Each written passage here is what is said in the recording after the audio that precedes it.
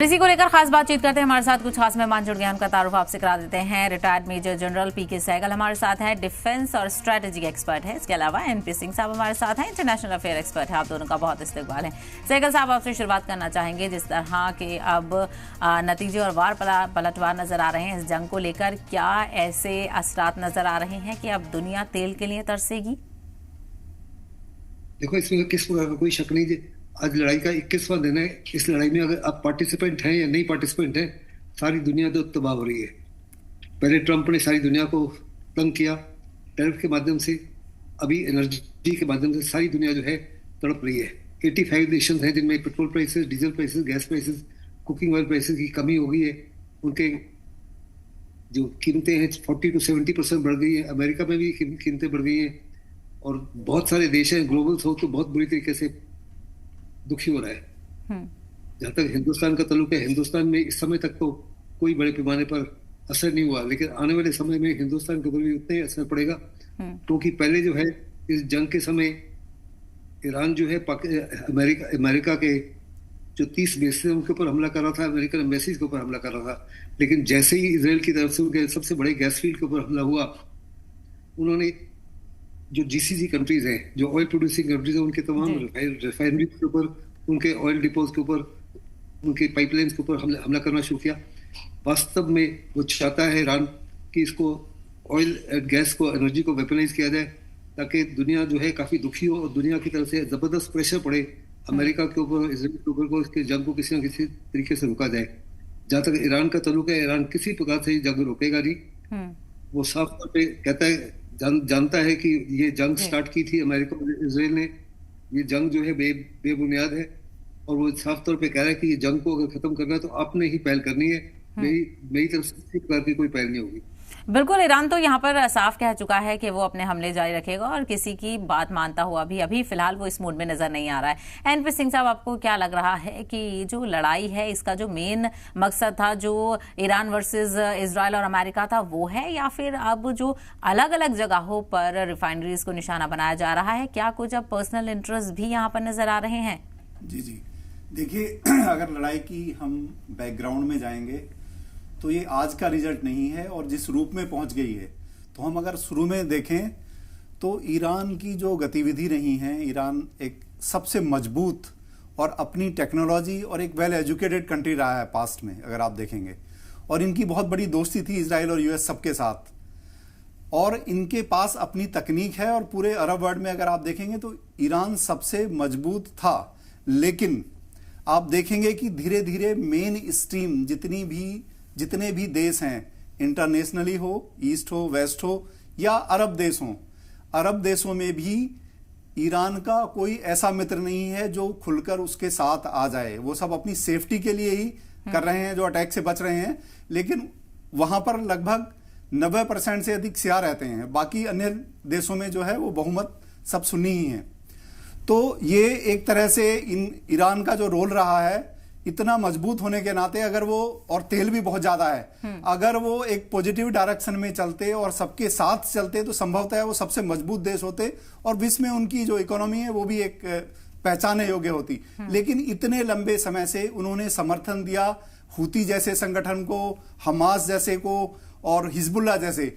It means जितने भी जो इस तरह के संगठन थे जो काफी आतंकवादी गतिविधियां या विद्रोही गतिविधियों में सम्मिलित रहते हैं, जिस देश में भी वो ऑपरेट करते हैं, तो जाहिर है वो प्रॉक्सी बन गए ईरान के। ईरान चाहता था कि मैं इस तरह से इस पूरे रीजन को कंट्रोल करूं। लेकिन फिर अमेरिका और इजराइल को लेकर आप क्या कहेंगे? वो तो ऐसा सपोर्ट नहीं करते हैं ऐसे ऑर्गेनाइजेशंस को, लेकिन वो भी तो फिर इतनी जारहत करते हुए नजर आ रहे हैं। बिल्कुल, देखिए, ट्रंप साहब की जहां तक नीति रही है, आप सबने देख लिया है सेकेंड टर्म में कि वो कहते क्या हैं, करते क्या हैं। वो ना अपने मित्रों के साथ ना अपने दुश्मन के साथ। आप देख लीजिए कि यूरोप के साथ जो नेटो, जो उनका अपना था, उन देशों के प्रधानमंत्री, राष्ट्रपति के साथ उन्होंने कैसा व्यवहार किया है। आप देखिए कि यूक्रेन के राष्ट्रपति जब आए थे, पब्लिकली उन्होंने किस तरह से ह्यूमिलेट किया था। साउथ अफ्रीका के वहां राष्ट्रपति थे, इसी तरह से फ्रांस के राष्ट्रपति के लिए, कोई ऐसा नहीं है यूके के प्रधानमंत्री के लिए। तो उनका जो है कोई डिप्लोमेसी या कोई जो प्रोटोकॉल है उसके तहत उनका कभी नहीं रहा है। इसी तरह से जो उन्हें सही लगता है वो करते हैं। कभी भी जब युद्ध होता है, जाहिर है ये युद्ध का जो इनिशिएशन है, इसकी जो तैयारी है लंबे समय से की गई है। क्यों लंबा चल रहा है? हमें लगता है कि ये बहुत जल्दी खत्म हो जाएगा या इस तरह से हो जाएगा, लेकिन पिछले जो कई महीने गए, जो लास्ट पहली फेज इस युद्ध की हुई थी जब इजराइल और ईरान का युद्ध था, उसमें भी थोड़ा सा यूएस का इंटरवेंशन था, लेकिन उसके बाद तैयारी की गई, असेसमेंट हो गया कि इनकी स्ट्रेंथ कितनी है, और कहीं ना कहीं उनका पर्पज है कि इनकी स्ट्रेंथ को खत्म करना। और इसमें मैं बता सकता हूं कि जो सऊदी और जितने भी ये खाड़ी देश हैं, बहरीन, ओमान, ये यूएई, ये सब भी चाहते हैं कि ईरान की पावर कम हो, क्योंकि तभी वो शांति से रह सकते हैं। एक्चुअली उन देशों में अशांति का, अस्थिरता का, इनफैक्ट वहां का इन्वेस्टमेंट बहुत प्रभावित होने लगा है कि ऐसा लगता था कि ये सबसे शांत क्षेत्र है। लेकिन ईरान ने क्या किया? ईरान पर अटैक हुआ, ईरान ने अपने पड़ोसियों पर किया। शुरू में बोला कि हम सिर्फ यूएस इंस्टॉलेशन, डिफेंस इंस्टॉलेशन, फिर उनके जो राजदूत वगैरह थे, जो एम्बेसीज थी, उन पर किया। लेकिन अब तो हम देख रहे हैं कि पिछले कुछ दिनों में कि अब उनके एयरपोर्ट, उनके स्ट्रेटेजिक लोकेशन, उनके गैस और उनके तेल के भंडारों पर भी आक्रमण होने लगा है। ठीक, इस पे जी हाँ, इस पे मैं पीके सहगल से आपसे रिएक्शन चाहूंगी कि ये जो हमले हो रहे हैं, क्योंकि ईरान तो उन देशों को जगाने की कोशिश कर रहा है कि तुमने अब तक इजराइल और गजा की लड़ाई में कुछ नहीं किया, लेकिन अब तुम्हें बोलना होगा, और चुप रहे बिना अमेरिका की जो ये हड़क है ये कम नहीं हो पाएगी। देखो, जहां तक अमेरिका का ताल्लुक है, इसराइल का ताल्लुक है, जहां गजा के ऊपर लड़ाई हुई या हouthis के लड़ाई हुई या हिजबुल्लाह के खिलाफ लड़ाई हुई, कोई भी मुस्लिम देश या अरब देश जो है उनकी सहायता के लिए नहीं आया। जब 12 जून को ईरान के ऊपर हमला किया गया अमेरिका की तरफ से और इसराइल की तरफ से 9 दिन के लिए, उस समय भी कोई मुस्लिम देश जो है ईरान के पक्ष में खड़ा नहीं हुआ। तो अभी ईरान साफ तौर पे कह रहा है कि हम अपने 30 जो अमेरिकन बेसिस खड़े किए हुए हैं और अपने हर प्रकार, हर समय अमेरिका की और इसराइल की मदद की है, मैं आपको हर प्रकार से पनिश करूंगा।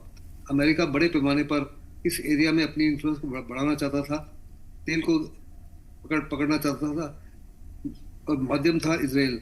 लेकिन ये जो युद्ध है ये साफ तौर पे दर्शाता है कि ईरान जो है उसको अंडर एस्टिमेट किया गया अमेरिका की तरफ से और इसराइल की तरफ से। कहा जाता है कि कभी भी never under estimate your enemy.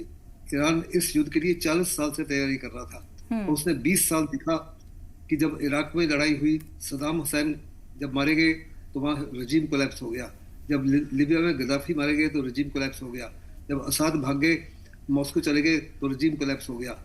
20 साल से उन्होंने एक नई स्ट्रेटेजी बनाई जिसको कहा गया मोज़ाइक स्ट्रेटेजी। उन्होंने तेहरान के अलावा 30 और ऑटोनोमस जोन्स बनाए, जिसमें इंडिपेंडेंट मिसाइल्स हैं, इंडिपेंडेंट कमांडर्स हैं, इंडिपेंडेंट उनका लॉजिस्टिक सपोर्ट सिस्टम है, इंडिपेंडेंट उनके क्या कहते हैं कामिकाज़े ड्रोन्स हैं, उनके खाद्यान्न वगैरह सब कुछ इंडिपेंडेंट है। और वो कमांडर्स को फ्रीडम दिया हुआ है, फ्रीडम ऑफ एक्शन दिया हुआ है कि आपने बिना किसी दूसरे से बातचीत करते हुए आप खुद फैसला कीजिए आपने क्या कार्रवाई करनी है। अमेरिका को, इसराइल को लगता था कि अगर उनके टॉप लीडर्स को मारा जाए तो 28 फरवरी को अली खमेनी को मार गिराया, साथ ही साथ 39 जो टॉप लीडर्स थे, IRGC के कमांडर थे, डिफेंस चीफ थे, उनके आर्मी चीफ थे, सारे मारे गए। उनको लगता था कि रजीम कोलैप्स हो जाएगा। रजीम में किसी प्रकार की कोई कोलैप्स नहीं हुआ। फिर ईरान ने 2500 साल तक आज तक किसी के सामने झुका नहीं, कोई उसको सबड्यू नहीं कर सका। तो ना तो उन्होंने इतिहास पढ़ा है, ना ही ईरान की जो नई स्ट्रेटेजी है इसका किसी को देखा था। सेकेंडली जो अमेरिका के और इसराइल के सैटेलाइट्स हैं वो आज काफी, वो कह रहे हैं मैंने 17,000 से ज्यादा टारगेट्स को नष्ट कर दिया है। अभी कोई टारगेट्स ही नहीं है जिनको हम हमला कर सके। साफ तौर पे वो चाहते हैं कि ये जो मिलिट्री लीडर्स हैं, IRGC के 31 जोनल कमांडर्स हैं, इनका पता लगाया जाए। लेकिन क्योंकि एक दूसरे से बात ही नहीं करते, इसलिए किसी प्रकार से सैटेलाइट से यहाँ क्या हो रहा है, वहाँ क्या हो रहा है, किसी प्रकार से कुछ इनपुट नहीं है। ऐसे में बहुत ही मुश्किल है अभी इसराइल और अमेरिका के लिए। जहाँ तक बिल्कुल, स्ट्रेट ऑफ क्योंकि हॉर्मुज का टेक्नोलॉजिकली भी ईरान ने काफी कुछ किया हुआ है तैयारी, नेविगेशन को जिस तरह से उसने हॉर्मुज स्ट्रेट में रोका हुआ है उसका भी खासा असर देखने को मिल रहा है। एनपी सिंह साहब, जिस तरह से अमेरिका और इजराइल के तेवर भी नजर आ रहे हैं, ये भी कहा जा रहा है कि अमेरिका कमजोर होता हुआ अब दिख रहा है इस पूरे मामले में। नाटो ममालिक से वो मदद मांग रहा है, क्या यहाँ पर कोई उम्मीद लग रही है कि नाटो ममालिक इस पूरे मामले में निकलकर सामने आएंगे? और क्योंकि ये भी कहा जा रहा है कि वो अमेरिका के साथ इन चीजों को लेकर पड़ना नहीं चाहते हैं। जी जी बिल्कुल। देखिए, ट्रम्प साहब ने क्या किया है, वो सोचते हैं कि जो मैं करता हूं वही सही है। उनकी जो एक पर्सनैलिटी है वो बिल्कुल, जिसे हम साइकोलॉजी टर्म्स में नार्सिसिस्ट कहते हैं, कि जो वो कह रहे हैं कर रहे हैं बस वही सही है। तो जो उन्होंने ग्रीनलैंड के लिए किया, जो उन्होंने कनाडा के लिए बोला, उनकी जो ये पास्ट बिहेवियर जो मैंने अभी कई घटनाओं में बताया, उनका देखते हुए कोई भी उनके साथ इन्वॉल्व नहीं होना चाहता है। और नेटो ने स्पष्ट कह दिया है कि ये नेटो वार नहीं है, उनसे कंसल्ट करके नहीं किया गया है। उसका ये मानना था कि सबका ऑयल यहां से जाता है इसलिए सबको आना चाहिए, that was his philosophy. But क्योंकि ये युद्ध है और युद्ध में लोग इन्वॉल्व नहीं होना चाहते हैं, और कहीं ना कहीं भारत से भी एक सीख ली है यूरोप ने, कि भारत ने कह दिया कि भाई ये हमारा युद्ध नहीं है। जिस तरह से रूस और यूक्रेन हमारे दोनों से अच्छे संबंध थे, हमारे इजराइल, अमेरिका और ईरान तीनों से अच्छे संबंध हैं, और दो की लड़ाई में ये हमेशा जरूरी नहीं होता है कि हमें किसी का पक्ष लिया जाए। तो कहीं ना कहीं यूरोप ने भी स्टैंड क्लियर कर दी। इवन जापान को आप देख लीजिए, या ऑस्ट्रेलिया को देख लीजिए, या यूरोपियन कंट्री को देख लीजिए, सबने स्पष्ट जो है उन्हें मैसेज दे दिया है कि हम आपके इस युद्ध में, क्योंकि ये युद्ध चल रहा है, अगर सिर्फ कहीं एक ऑपरेशन होता, कोई चैलेंजेस होते तब ठीक था, बट अब फुल फ्लेज्ड वार चल रहा है, 21वां दिन है, तो किसी ने भी इन्वॉल्व होने से मना कर दिया है। तो लेकिन अमेरिका भी एक लंबे युद्ध के लिए तैयार है, कैपेबिलिटी है, और कहीं ना कहीं अभी आपने देखा होगा कि 3 और जो जहाज हैं उनके एम्फीबीसीएस जो असॉल्ट होता है, यानी जिसमें हर तरह की एयरक्राफ्ट, हेलीकॉप्टर, जिसमें बाकी ग्राउंड सपोर्ट, उसमें और ट्रूप्स, सारा ऑपरेशन होता है, उस तरह के 3 जहाज और ऑन द वे हो गए हैं, वो आने लगे हैं खाड़ी की तरफ। तो कहीं ना कहीं जो इनका प्लान है कि ईरान को कहीं ना कहीं कमजोर करना है, कमजोर हो रहा है, इसमें कोई डाउट नहीं है। और ये ईगो जो आ जाती है बीच में, ये कहीं ना कहीं और ज्यादा नुकसान कराती है। लेकिन ईरान तो मजबूती से यहाँ पर लड़ता हुआ नजर आ रहा है, क्योंकि ईरान बार बार पलटवार कर रहा है और वो कह रहा है हर एक चीज का जवाब दिया जाएगा, आप कितने ही कमांडर्स मान लें। क्योंकि तमाम एक्सपर्ट ये कह रहे हैं कि ईरान अब कमजोर नहीं पड़ रहा, क्योंकि उसने पहले ही बहुत कुछ खो दिया है। अब उसके पास बचाने के लिए ऐसा लग रहा है कुछ नहीं बचा, अब ये बस करो या मरो की लड़ाई यहाँ नजर आ रही है ईरान के लिए। जी देखिए, बिल्कुल ईरान का जो नुकसान है, अगर आप देखेंगे तो नुकसान बहुत हो चुका है, क्योंकि उसकी जितनी भी इंस्टॉलेशंस हैं, उसकी जो जितना भी आप सोच सकते हैं स्ट्रेटेजिक लोकेशंस को ही टारगेट बनाया गया है और उनका डैमेज कर दिया गया है, और वो बहुत बहुत दशकों लगेंगे उसे वापस रिकवरी के लिए। लेकिन उनके पास जो एक स्ट्रेंथ है, क्योंकि उनकी अपनी टेक्नोलॉजी थी और एक लंबे समय से उन्होंने जो इकट्ठा किया है, वो उनका मोबाइल, मिसाइल एंड ड्रोन, ये उनकी एक शक्ति है, स्ट्रेंथ है, जिसके बल पर वो पूरा लोहा ले रहे हैं और नेबर्स को भी और इजराइल को भी लगातार टक्कर दे रहे हैं। उनके मोबाइल लॉन्चर्स हैं, भौगोलिक परिस्थिति इस तरह की है ईरान की कि वहां पर पहाड़ी हैं, उनके नीचे मोबाइल लॉन्चर होते हैं, डिटेक्ट भी नहीं होंगे, तो वो उन्हें एज मिल जाती है। और इस समय क्योंकि जो सेंट्रलाइज कमांड सेंटर था, कंट्रोल सिस्टम था, वो तो ध्वस्त कर दिया गया था, तो काफी इंडिपेंडेंट हो गए हैं और वो अपने IRGC जो है अपने अपने लेवल पर ऑपरेट कर रहे हैं। तो जब उनके पास जो ये ड्रोन्स हैं, ये बहुत बड़ी स्ट्रेंथ है, मिसाइल्स हैं, तो कहीं ना कहीं अभी वो और रेसिस्टेंस देते जाएंगे। और जितना डैमेज, अब देखिए उनका पड़ोसियों को नुकसान पहुंचाने का पर्पस क्या है कि कहीं ना कहीं दुनिया उस पर आ जाए, अगर हम बर्बाद हो रहे हैं तो हम औरों को भी ले डूबेंगे, हम तो डूबेंगे सनम, हम औरों को भी ले डूबेंगे। तो लेकिन ये पूरे दुनिया के लिए बहुत ही गंभीर समस्या है। देखिए, जब तेल, क्योंकि एनर्जी ऐसी चीज है जो हर देश में, हर जगह, हर प्रदेश में हर व्यक्ति को चाहिए। कोई भी देश बिना गैस, बिना ऑयल, बिना डीजल, बिना पेट्रोल के नहीं चल सकता है, और ये ऐसा क्षेत्र है जो सबसे बड़ी जरूरत पूरी करता है। तो क्राइसिस तो आने वाली है और युद्ध में विनाश होता है, और विनाश होता है तो आम पब्लिक ही सफर करती है सबसे ज्यादा। जी, और आपने देखा होगा कि जहां पर हालात भी ठीक है, जैसे अगर हम हिंदुस्तान की बात करें, सरकार की तरफ से भी कहा गया कि अभी हमारे पास सब कुछ मौजूद है, आपको घबराने की जरूरत नहीं है, लेकिन फिर भी आपने देखा होगा अलग अलग तरह से कितने क्योस की खबरें आई, लोग परेशान हैं। पीके सहगल साहब, क्योंकि क्योंकि अब ये लड़ाई तेल, गैस और ग्लोबल क्राइसिस तक पहुंच चुकी है। ऐसे में अब दुनिया को किस तरह की फिक्र होनी चाहिए और भारत उसमें किस तरह से अपनी तैयारी उसको करनी चाहिए? क्या वो मीडिएशन कर सकता है? देखो, पहली बात है, दुनिया के लिए तो बहुत ही मुसीबत की घड़ी है। दुनिया का तकरीबन 30-40% LNG और नेचुरल गैस यहाँ से आता था, 15-20% ऑयल एंड गैस यहाँ से आता था। स्ट्रेट ऑफ हॉर्मूज बंद हो गया, और जब तक वो ईरान नहीं चाहेगा, वो किसी प्रकार से स्ट्रेट ऑफ हॉर्मूज को खुलवा नहीं सकता अमेरिका या इजराइल। इसमें किसी प्रकार का कोई शक नहीं होगा। और लड़ाई खत्म भी हो जाती है तो कम से कम 6 महीने या 1 साल लगेंगे उस इंफ्रास्ट्रक्चर को, पाइपलाइंस को, रिफाइनरीज को दोबारा खड़ा करने के लिए जिनको बर्बाद कर दिया गया। सो दुनिया को कम से कम अगले 6 महीने या 1 साल तक तो ये मुसीबत झेलनी पड़ेगी। जहां तक हिंदुस्तान का ताल्लुक है, हिंदुस्तान को कई प्रकार से नुकसान हुआ है। पहले तो उनको $65-70 बिलियन वहां से आता था रिमिटेंसेस, वो आनी बंद हो गई है, जो हमारा डियास्पोरा भेजता था।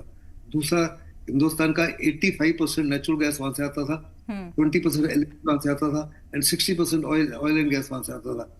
लेकिन हिंदुस्तान के ने 40 और देशों के साथ समझौता किया हुआ है।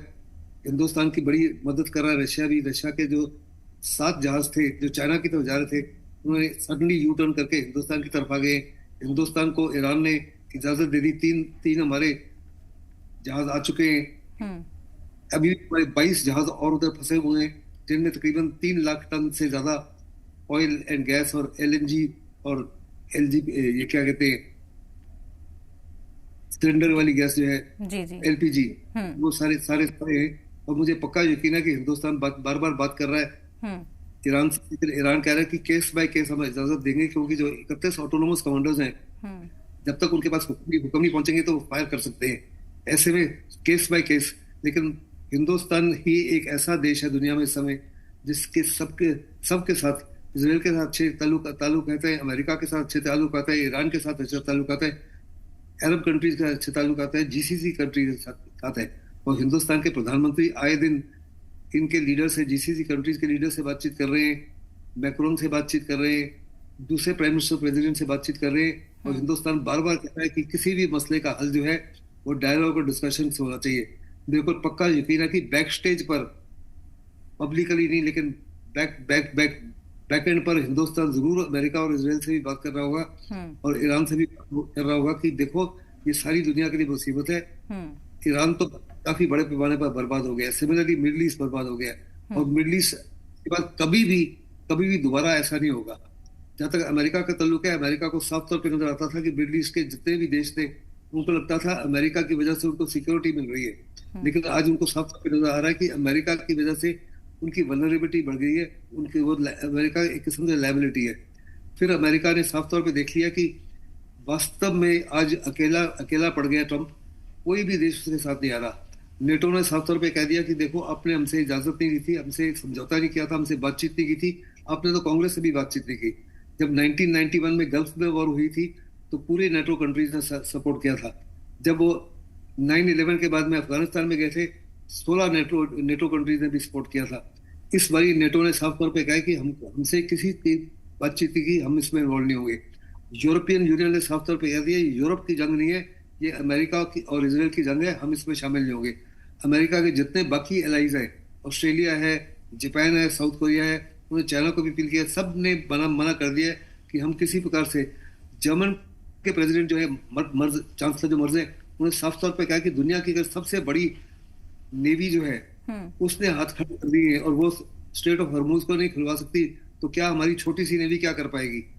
ऐसे में अमेरिका के तो कोई एग्जिट प्लान ही नहीं नजर आते, अमेरिका की कोई क्लियर स्ट्रेटेजी नहीं है। इस लड़ाई में अमेरिका क्या चाहता है, उसके क्या मिलिट्री एम्स हैं, क्या पॉलिटिकल एम्स हैं, हर दिन बदली होते रहते। लेकिन इसराइल के पॉलिटिकल मिलिट्री एम बड़े क्लियर है। वो सबसे पहले उनका एम था कि उसकी न्यूक्लियर कैपेबिलिटी को कंप्लीटली खत्म किया जाए, ताकि उनके लिए इसराइल का खतरा हमेशा खत्म हो जाए। बिल्कुल ये सारी चीजें हैं, लेकिन इजराइल को लेकर भी एक छोटा सा जवाब मैं एनपी सिंह साहब आपसे भी चाहूंगी कि इजराइल किस सिचुएशन में आपको नजर आ रहा है, जिस तरह से वो इतने लंबे वक्त से जंग को चाली हुए है, उसे पता है कि उसके किस तरह के हालात हैं, लेकिन उसके बावजूद भी वो नहीं रुक रहा है। क्या इसके पीछे की बड़ी वजह नजर आती है?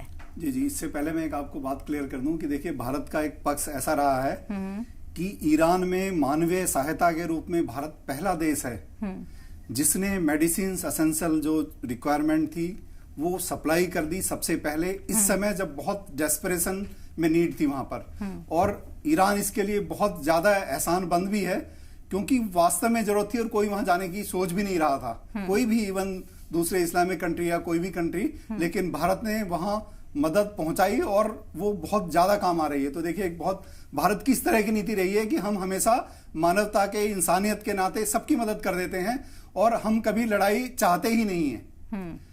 अब जहां तक बात इजराइल की कंडीशन की आती है, तो देखिए, इजराइल में आपने पहले भी देखा होगा कि इजराइल के लिए भी ये लड़ाई एक तरह से अपने अस्तित्व की लड़ाई है, ये उनके एग्जिस्टेंस के लिए है, क्योंकि ईरान नहीं चाहता और भी कई ऐसे देश हैं कि इजराइल का अस्तित्व रहे, और वो इतने लंबे समय से लड़ाई लड़ते रहना ये आसान नहीं होता है। बिल्कुल आपने सही सवाल उठाया है कि एक छोटा सा देश, इजराइल तो ईरान से मेरे ख्याल से 1/10 एरिया में होगा, इतना छोटा सा देश इतने लंबे समय तक लड़ाई करना, पहले भी 9 दिन तक लड़ाई चली थी, और उसके अलावा फिर हिजबुल्लाह से, हूती से, हमास से किस लेवल तक जो गाजा में हमने देखा, तो वेस्ट बैंक में किस तरह से उन्हें लगातार लड़ाई में रहना पड़ा है। तो वहां का जनजीवन, आम आदमी किस तरह से मतलब वो जीते हैं, लगातार सायरन बजते रहना, तो ये आसान नहीं होता है, बिल्कुल आसान नहीं होता है। और माजरत के साथ रुकना चाहूंगी, लेकिन फिर भी उसकी जारहत कम होने का नाम नहीं ले रही है, जिसने पूरी दुनिया को परेशान किया हुआ। आप दोनों का बहुत शुक्रिया सवाल से बातचीत करने के लिए, अपना कीमती वक्त देने के लिए।